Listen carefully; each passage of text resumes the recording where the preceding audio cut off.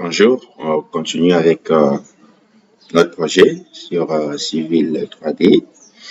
Alors la dernière fois, on s'est arrêté sur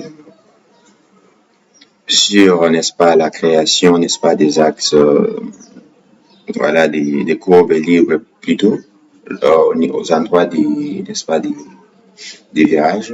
Comme je vous ai dit, aujourd'hui, on va s'occuper, n'est-ce pas, de voir comment, n'est-ce pas, créer les axes décalés, ainsi que les axes connectés. Voilà. Alors, pour ce faire, c'est pas compliqué. On va venir dans Axe, ouais, et puis on va aller directement dans Axe décalé. Vous voyez même avec les dessins, ça vous donne déjà l'image de ce qu'on va faire.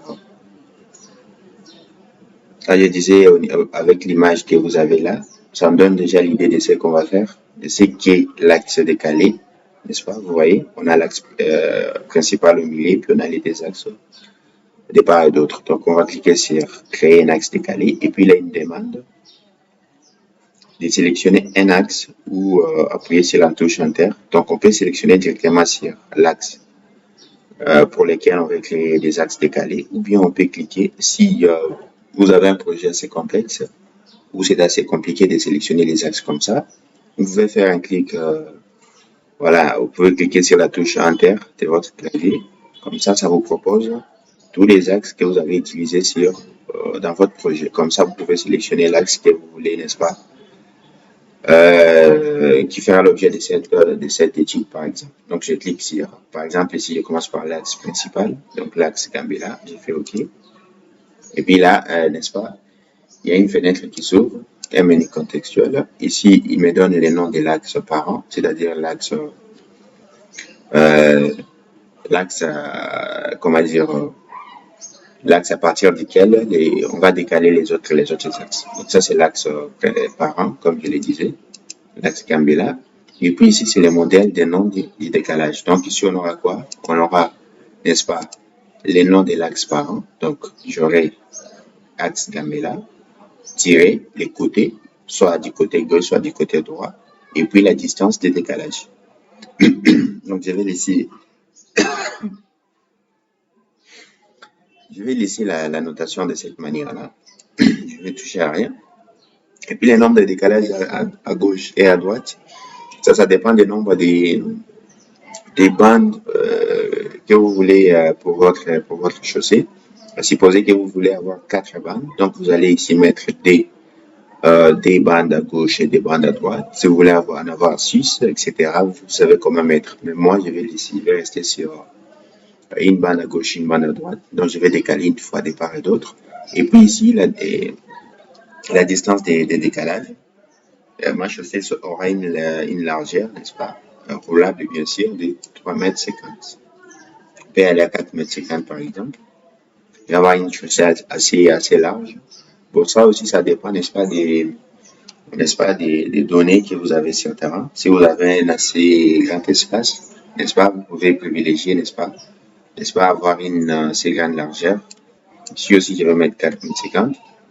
Vous voyez, voilà. Et puis là, au niveau des sites, vous voyez déjà que c'est OK parce qu'il prend en compte les paramètres que nous avons fait au niveau de l'axe parent. Et puis ici, c'est style d'affichage, style de l'axe. On va garder l'axe décalage. Voilà, le style axe décalage. Et puis ici, au niveau des G d'étiquetage, j'évite d'étiqueter les axes décalés. Sinon, mon projet sera trop à comprendre. Donc, je vais mettre aucun affichage. Voilà, je crois que c'est bon. Ici, on ne touche à rien, évidemment.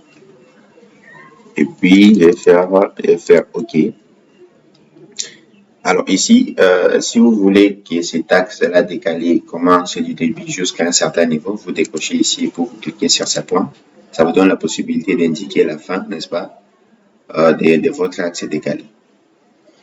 Je fais échappe. Donc, je vais rester jusqu'à la fin. Je vais aller du début jusqu'à la fin, et puis je fais OK.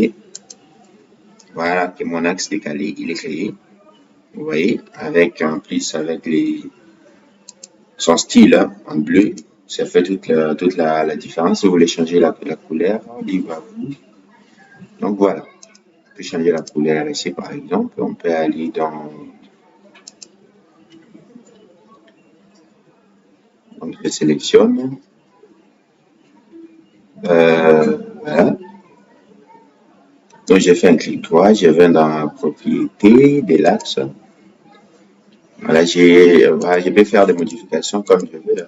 Je peux faire des modifications comme je veux. Ici, masquage, contrôle, information, etc. Voilà. Et j'ai fait la même chose. Je fais la même chose pour cet axe ici. Voilà. Et vous montrer l'avantage des axes décalés, c'est qu'en fait, lorsque vous bougez l'axe par an, l'axe décalé bouge avec lui ensemble. Donc, je vais vous montrer même ici. Voici, j'essaie de bouger l'axe par an. Donc, l'axe principal, vous voyez, mes deux axes décalés bougent ensemble avec mon axe par an. Je fais la même chose ici. Je viens de axe décalé, créer un axe décalé. Je sélectionne cette fois cet axe-là. Vous voyez, ici, il reconnaît directement que c'est mon axe secondaire. Je garde les mêmes modèles de noms, bien sûr. Du débit ici jusqu'à la fin, évidemment. Ici, ça fait 258 pour 69 mètres. Mon deuxième tronçon ici. Et là, je vais garder, comme c'est un tronçon secondaire, au lieu de 4,50 m, je vais prendre 3,50 m. Bon, je vais aller à 4,50 m partout, hein, ça ne fait rien. Donc ça, c'est juste à titre je disais, à titre éducatif, ça n'a rien de concret. Si vous avez un projet concret, veuillez, n'est-ce pas, à bien étudier, n'est-ce pas, les projets avant de définir la largeur de vos chaussées. Ici, on fait la même chose. On prend le style axe décalage. Ici, les d'annotation, on va mettre aucun affichage et puis je fais OK. Voilà. Voilà que je viens de créer mes axes décalés. Ici aussi, c'est pareil. Si je vais, n'est-ce pas, décaler ou faire bouger l'axe parent, vous voyez, l'axe décalé aussi bouge avec mon axe parent. Donc voilà. Et puis maintenant, on va passer au niveau des axes. Voir comment gérer cette intersection ici. Donc, les deux intersections, je peux les encadrer pour que vous voyez les mieux, évidemment. Donc, cette intersection et celui-là. Celle-là, pardon. Je viens ici. Et les deux intersections. On va voir comment gérer ça. Et ça se fait par, n'est-ce pas, l'axe connecté au niveau des intersections. Comme je vous ai dit, on fait la même chose. On vient dans axe. On va créer un axe connecté. Et puis là, il nous demande de sélectionner le premier axe. Je vais prendre cet axe-là. Et le deuxième, celui-là.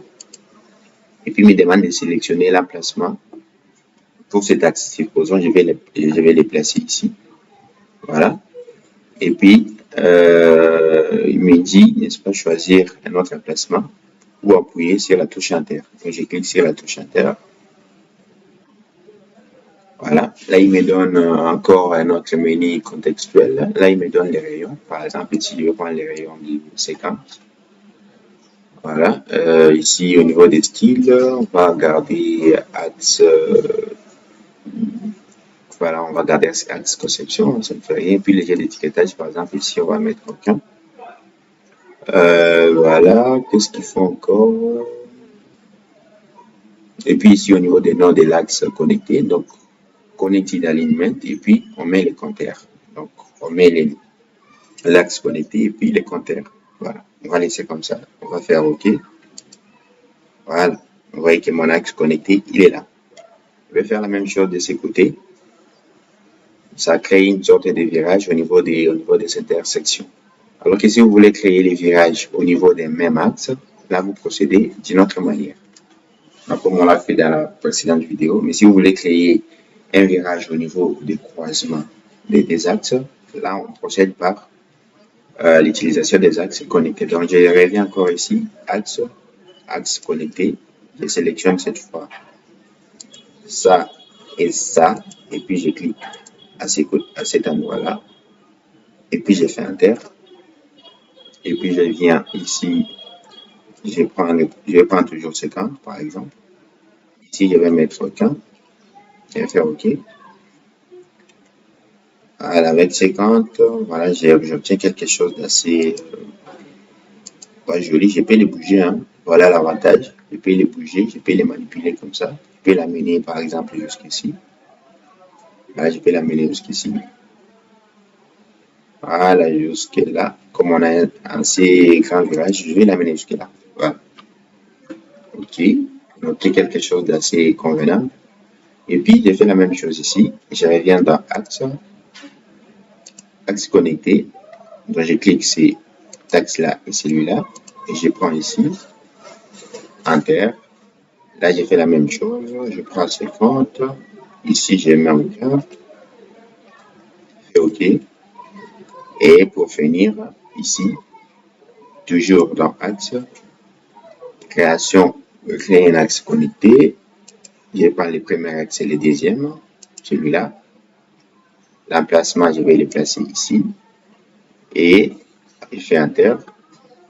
Et puis ici, je vais prendre par exemple 150. Donc c'est toujours pas correct. Je vais les modifier, c'est pas un problème, je vais les modifier. Voilà. Voilà, je l'amène jusque là. Voilà, j'ai fini de créer mes axes connectés. Voilà. C'est pour gérer, n'est-ce pas, les intersections, n'est-ce pas, des deux axes, entre des axes. Voilà. Et ici, je peux, qu'est-ce que je peux faire ici? Si je vais voir les valeurs des rayons pour mes axes, parce que quand vous avez un projet assez réel, on va vous demander quel rayon avez-vous utilisé, par exemple ici. Je peux sélectionner les axes ici, je viens dans clic droit, je viens dans propriété, par exemple, propriété de l'axe, et je vais aller paramètres de conception. Vous voyez, par exemple, ici j'ai une rayon de la courbe qui est de 50 mètres. Je peux faire la même chose pour déterminer les rayons de cette courbure ici. Je peux faire la même chose, je clique et puis je viens dans propriété, etc. Voilà, je vais dans éditeur de géométrie, sélectionner un axe, je viens ici.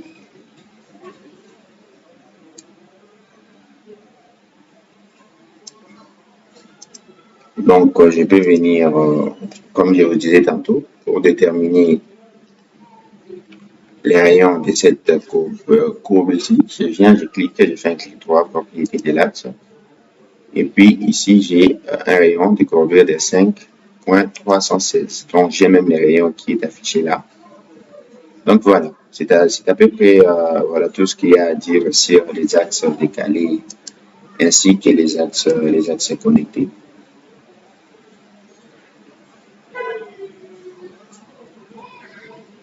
Dans la prochaine vidéo, on va essayer un peu de voir, n'est-ce pas, comment faire les tabulations ainsi que les différents profils. Voilà que notre projet prend voilà, petit à petit la forme. Donc, plus tard, on va, n'est-ce pas, essayer de continuer avec les projets. Donc, pour ceux qui ne se sont pas encore abonnés à la chaîne, je vous invite à vous abonner et à liker, n'est-ce pas, laisser des commentaires. Si vous avez des questions, posez-les dans les commentaires. Je vais tâcher d'y répondre du mieux que je pourrai. Et je vous dis à très bientôt. Merci.